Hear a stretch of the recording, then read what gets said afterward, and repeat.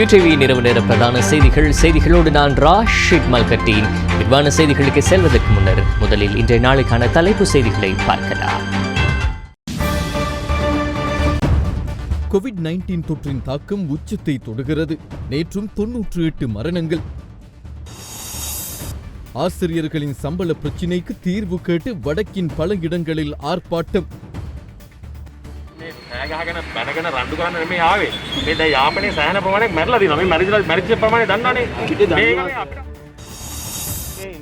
ஆசிரியர்களின் போராட்டம் இந்த தருணத்தில் பொருத்தமற்றது. கல்வி அமைச்சர் ரிஷாட் பதியுத்தீனின் மனைவி உட்பட நால்வருக்கு எதிர்வரும் 23 வரை விளக்க மறியல்.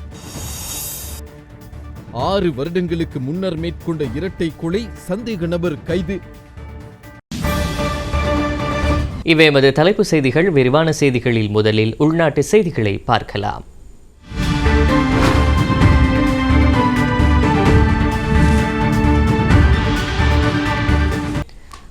நாட்டில் நேற்றைய தினம் இடம்பெற்ற கோவிட் மரணங்களில் 70 வரையிலான மரணங்கள் 60 வயதை கடந்தவர்கள் என்றும் அவர்களில் அதிகளவானவர்கள் கோவிட் தடுப்பூசியை பெற்றிருக்கவில்லை என்றும் இராணுவ தளபதி ஷவேந்திர சில்வா தெரிவித்துள்ளார். இந்த நிலையில் நாட்டில் தற்போது ஏற்பட்டுள்ள கோவிட் நிலை 4வது அலையா இல்லை இன்னும் 3வது அலையில் தான் இருக்கின்றோமா என்ற சந்தேகம் எழுந்துள்ளதாக சுகாதார அமைச்சின் ஊடக பேச்சாளர் வைத்தியர் ஹேமந்த ஹேரத் தெரிவித்தார்.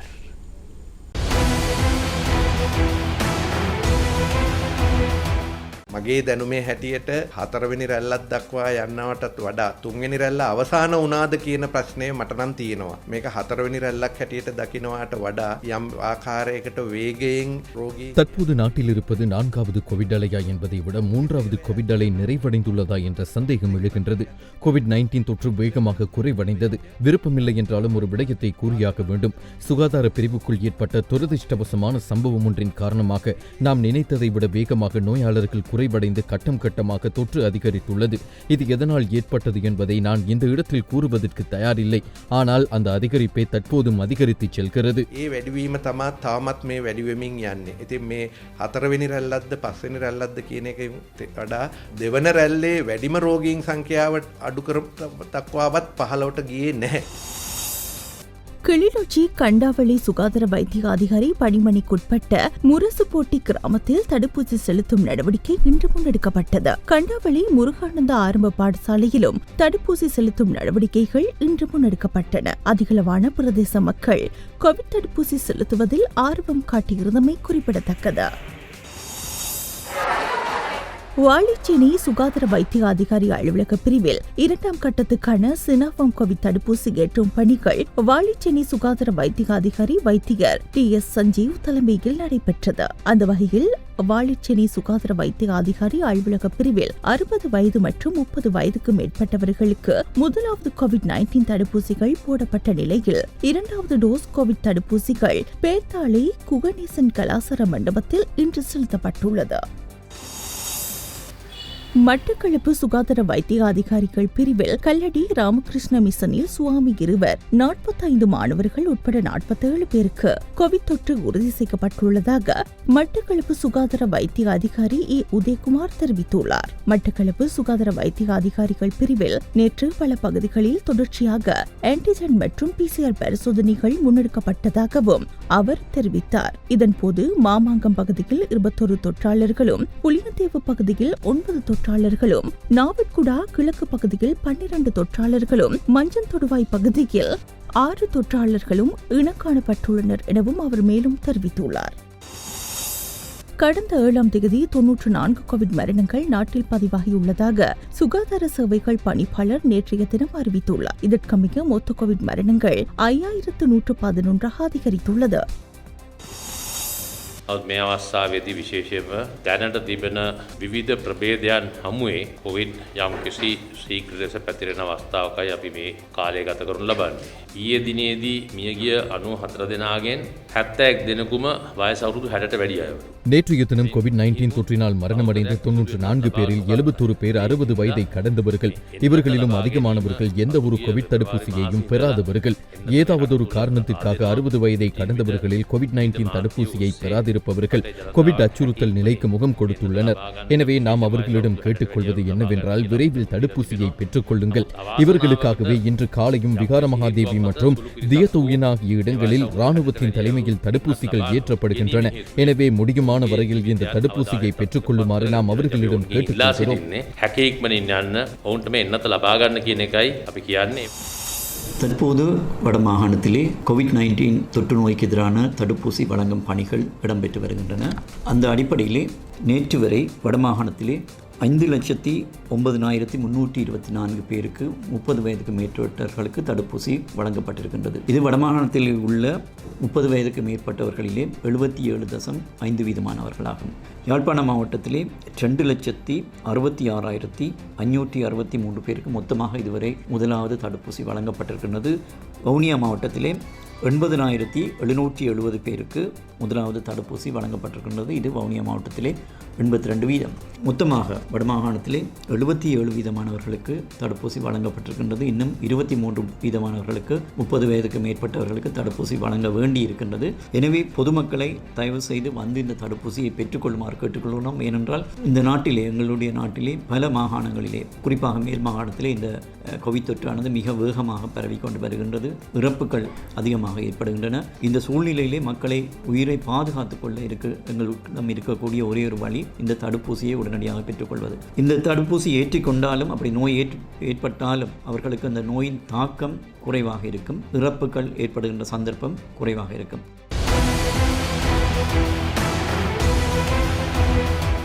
சம்பள முரண்பாடு மற்றும் சர் ஜோன் கொத்தலாவல சட்டமூலத்துக்கு எதிராக இன்றும் ஆசிரியர் சங்கங்கள் போராட்டங்களை மேற்கொண்டிருந்தனர். இதன் ஒரு போராட்டம் பருத்தித்துறை பேருந்து நிலையத்தில் இடம்பெற்றது.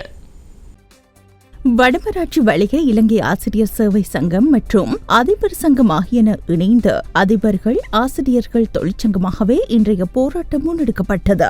இதில் சம்பள உயர்வை கேட்கவில்லை, எமது சம்பளத்தையே கேட்கின்றோம், பிள்ளைகளின் கல்வியை சிதைக்காதே, கல்வியை உறுதிப்படுத்த ஆசிரியர் அதிபர் சம்பள முரண்பாட்டை தீர்த்து வைக்க, இலங்கை கல்வியை இராணுவமயமாக்காதே, 24 வருட ஆசிரியர் அதிபர்களின் சம்பள முரண்பாட்டுக்கு தீர்வினை வழங்குகென கோஷங்களை எழுப்பியவாறு இவர்கள் போராட்டங்களை மேற்கொண்டனர். அந்த வகையிலே ஒன்று, ஆசிரியர் அதிபர்களின் தீர்க்கப்படாத சம்பள முரண்பாட்டை உடனடியாக முன்னதாக பருத்தித்துறை நகரிலிருந்து பேரணியாக ஆரம்பமாகிய போராட்டம் பருத்தித்துறை நவீன சந்தை சுற்று வீதியால் பஸ் தரிப்பு நிலையத்தை வந்தடைந்து போராட்டம் நிறைவுற்றது. இதில் வடமராட்சி வலய ஆசிரியர் அதிபர்களின் தொழிற்சங்கத்தை சேர்ந்த 14 சங்கங்களின் பிரதிநிதிகள் என சுமார் 100 பேர் வரை கலந்து கொண்டனர்.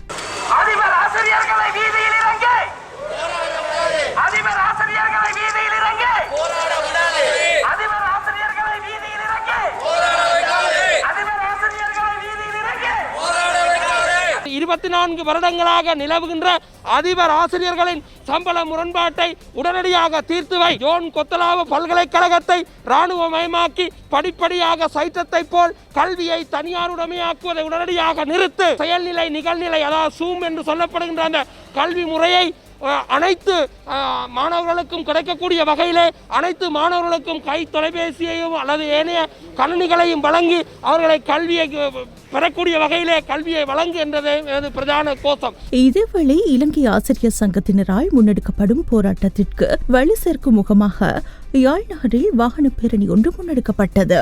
யாழ்ப்பாணம் முற்றாவளியில் இருந்து ஆரம்பித்து யாழ் நகர வீதி வழியாக யாழ் மாவட்ட செயலகத்தை சென்றடைந்ததும் குறித்த வாகன பேரணி நிறைவு பெற்றது. வாகன பேரணியானது ஆரம்பமாகி நகரை அடைந்த போது போலீசார் மற்றும் சுகாதார பிரிவினர் குறித்த பேரணி நடாத்த முடியாது என தடுத்து நிறுத்த முற்பட்டனர். வாகன பேரணிகள் சென்று தான் சுகாதார நடைமுறைகளை பின்பற்றி சமூக இடைவெளியை பேணி தொடர்ந்தும் செல்வதாக தெரிவித்து குறித்த வாகன பேரணி தொடர்ந்தது.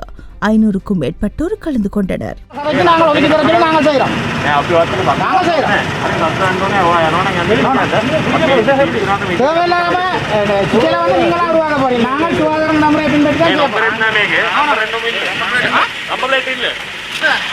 நீங்கள்லாம் நம்ம நெருக்கதான் உருவாக்க போறீங்க. நாங்கள் வந்து சுகாதார நடைமுறையை பின்பற்றி தான் செய்ய போறோம். சரிதானே? நாங்கள் சுகாதார நடைமுறையை பின்பற்றி தான் செய்ய போறோம். இப்ப நீங்களே யோசிச்சு பாருங்க, இதை எப்படி திருப்ப வழி கிடைக்க வந்து ஒரு தேவையில்லாத ஒரு இது வரும். මේ කොරෝනා නිසා ගොඩක් මිනිස්සු මැරලා තියෙනවා. හරිද? තව බෝ වෙනවා. දැන් මේ තියෙන රටේ තියෙන සත්‍ය ඔයගොල්ලන්ට දැනගන්නේ මේ මොලේ තියෙන මිනිස්සු දැන් නතර කරලා තියෙන කැන්ඩි වල ඉඳලා එන එකත් නතර කරා. ඒ මොලේ තියෙන මිනිස්සු. ඒ මොලේ නැති නිසා තමයි අපි දැන් පැහැදිලි කරන්න යන්නේ කල්පනා ශක්තිය නැති නිසා නැතිව ඇති කියලා හිතාගෙන තමයි මේ පැහැදිලි කරන්නේ. ඇත්ති සර් මට ගන්නවා සර්. ඔව්. ඉතින් මේ කියන්නේ මේ මාත්‍යට. අපි මේ තරහට නෙමෙයි ආවේ. சந்தைக்கு போயினா ஒரு பிரச்சனையும் நீங்கள் கொடுக்கறதில்ல. இந்த போராட்டத்தை மட்டும் நசுக்கலாம். நாங்க சுகாதார நடைமுறையை பின்பற்றி தான் செய்வோம். நாங்கள் வந்து பொறுப்போட தான் செய்கிறோம். அனைத்து விதமான கற்றல் கற்பித்தல் பணிகளிலிருந்தும் தற்காலிகமாக ஒதுங்கியிருப்பதாக வவுனியா மாவட்ட ஒருங்கிணைந்த அதிபர் ஆசிரியர் சங்கங்களின் சம்மேளனம் அறிவித்துள்ளது. இது தொடர்பான ஊடக சந்திப்பில் இலங்கை ஆசிரியர் சங்கம், இலங்கை ஆசிரியர் சேவை சங்கம், அதிபர் சங்கம், இஸ்லாமிய ஆசிரியர் சங்கம், ஐக்கிய தமிழர் ஆசிரியர் சங்கம், ஒன்றிணைந்த ஆசிரியர் சங்கம் என்பன கலந்து கொண்டன. சம்பள முரண்பாடானது ஆசிரியர்களுக்கும் அதிபர்களுக்கும் இழைக்கப்பட்டு வரும் அநீதியாகவே நாங்கள் கொள்கின்றோம். இந்த விடயத்தை இலங்கையில் மட்டுமல்லாமல் சர்வதேச ரீதியிலும் கொண்டு செல்வதற்குரிய தீர்மானங்களை எமது ஆசிரியர் சங்கம் எடுத்துள்ளது. அந்த வகையிலே இந்த போராட்டத்திற்கு சர்வதேச ரீதியான ஆதரவையும் பெற்று நிச்சயமாக இந்த போராட்டத்தில் பெற்றுக்கொள்வோம். முன்னர் திட்டமிட்டபடி செப்டம்பர் முதல் வாரத்தில் பாடசாலைகளை திறப்பதற்கான சாத்தியமில்லை என்று கல்வி அமைச்சர் பேராசிரியர் GL பீரிஸ் தெரிவித்தார். கொழும்பில் இன்று நடைபெற்ற ஊடகவியலாளர் சந்திப்பில் கருத்து தெரிவிக்கும் போதே அமைச்சர் இதனை தெரிவித்தார்.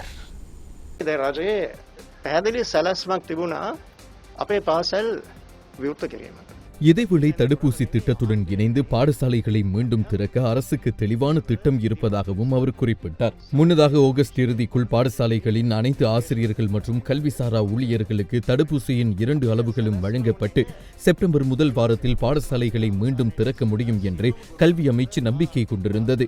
எனினும் தற்போது நிலவும் கொரோனா வைரஸ் நிலைமை காரணமாக திட்டமிட்டபடி பாடசாலைகளை மீண்டும் திறக்க முடியாத விடயம். எனவே மாணவர்கள் பாடத்திட்டத்தை மேற்கொள்ள ஆன்லைன் கல்வி முறையை இருக்க வேண்டும். ஆன்லைன் கல்வி நடவடிக்கைகளில் இருந்து ஆசிரியர்கள் விலகுவது பழிவாங்கும் செயலாக கருதப்பட வேண்டும்.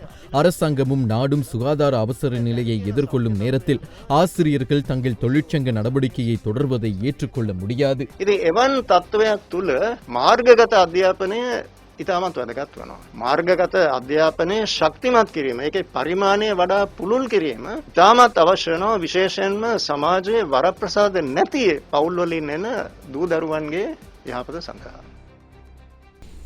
முன்னாள் அமைச்சர் ரிஷாட் பதியுதீனின் மனைவி உள்ளிட்ட 4 தாக்கல் செய்யப்பட்ட பிணை மனு கோரிக்கை நிராகரிக்கப்பட்டுள்ளது. இதன்படி 4 சந்தேக நபர்களையும் எதிர்வரும் 23ஆம் தேதி வரை விளக்கமறியலில் வைக்குமாறு கொழும்பு பிரதம நீதிவான் இன்று உத்தரவு பிறப்பித்துள்ளார். முன்னாள் அமைச்சர் ரிஷாட் பதியுதீனின் வீட்டில் பணிபுரிந்த ஹிஷாலினி மர்மமான முறையில் தீக்காயங்களுடன் கடந்த மாதம் 3ஆம் தேதி கொழும்பு தேசிய வைத்தியசாலையில் அனுமதிக்கப்பட்டு கடந்த மாதம் 15ஆம் தேதி உயிரிழந்திருந்தார். இந்த சம்பவம் தொடர்பில் ரிஷாட் பதியுதீனின் மனைவியின் தந்தை மற்றும் இடைத்தரகர் ஆகியோர் கைது செய்யப்பட்டிருந்தனர். அதன் பின்னர் ரிஷாட் பதியுதீனின் வீட்டில் இடம்பெற்றதாக கூறப்படும் யூதியொருவரின் பாலியல் துஷ்பிரயோக சம்பவம் தொடர்பில் ரிஷாட் பதியுதீனின் மனைவியின் சகோதரர் கைது செய்யப்பட்டிருந்தார். இவ்வாறு கைது செய்யப்பட்ட சந்தேக நபர்கள் இன்று வரை விளக்கமறியலில் வைக்கப்பட்டிருந்தனர். குறித்த 4 சார்பிலும் தாக்கல் செய்யப்பட்டிருந்த பிணை மனு இன்று நீதிமன்றத்தினால் நிராகரிக்கப்பட்டுள்ளது. அதன்படி குறித்த 4 பேரையும் எதிர்வரும் 23ஆம் தேதி வரை விளக்கமறியலில் வைக்குமாறு கொழும்பு பிரதம நீதவான் இன்று உத்தரவு பிறப்பித்துள்ளார்.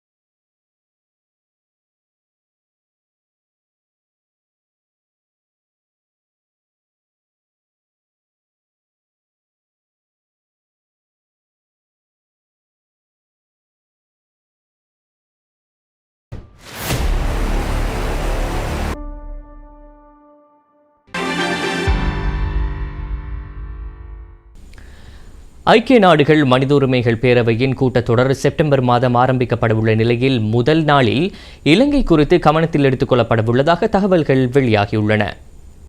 ஐக்கிய நாடுகள் மனித உரிமைகள் பேரவையின் உறுப்பு நாடுகள் மற்றும் நிரந்தர சிறப்புரிமைகள் கொண்ட அமைப்புகளுக்கு கருத்து தெரிவிக்க வாய்ப்புகள் வழங்கப்பட்டுள்ள அதேவேளை பதிலளிப்பதற்கான சந்தர்ப்பம் இலங்கைக்கு வழங்கப்பட்டுள்ளது. ஜெனீவா மனித உரிமைகள் பேரவையின் 48வது கூட்டத்தொடர் செப்டம்பர் 13ஆம் தேதி ஆரம்பிக்கப்படவுள்ளது. அன்றைய நிகழ்ச்சி நிரலில் இலங்கை உள்ளடக்கப்பட்டுள்ளது.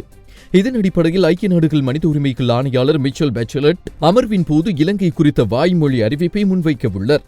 இலங்கை கடந்த கால மனித உரிமை மீறல்களுக்கு பொறுப்பு கூற தவறியுள்ளதாக தெரிவித்துள்ள மனித உரிமைகள் ஆணையாளர் மிச்சல் பேச்சலட் 30-1 தீர்மானத்திலிருந்து விலகியமை உள்ளிட்ட பொறுப்பு கூறுதலுக்கான கதவுகளை அடைத்துள்ளதாகவும் குறிப்பிட்டுள்ளார். இது எவ்வாறு இருப்பினும் இந்த கூட்டத்தொடர் இலங்கைக்கு முக்கியமான ஒரு கூட்டத்தொடராக அமையும் என தெரிவிக்கப்படுகிறது. இதற்கு முன்னர் நடந்த கூட்டத்தொடரில் இலங்கை தொடர்பில் சர்ச்சைக்குரிய கருத்துக்கள் வெளியிடப்பட்டிருந்தமை குறிப்பிடத்தக்கது. இலங்கை போக்குவரத்து சபைக்குரிய கிளிநொச்சி சாலைக்கான பேருந்தின் சாரதி, நடத்துனர் மற்றும் தனியார் பேருந்தின் சாரதி, நடத்துனர் உள்ளிட்டோருக்கு இடையில் கைகலப்பு இடம்பெற்றுள்ளது. இந்த செய்தியோடு நாட்டில் நடைபெற்ற ஏனைய சில முக்கிய செய்திகளை அடுத்து பார்க்கலாம்.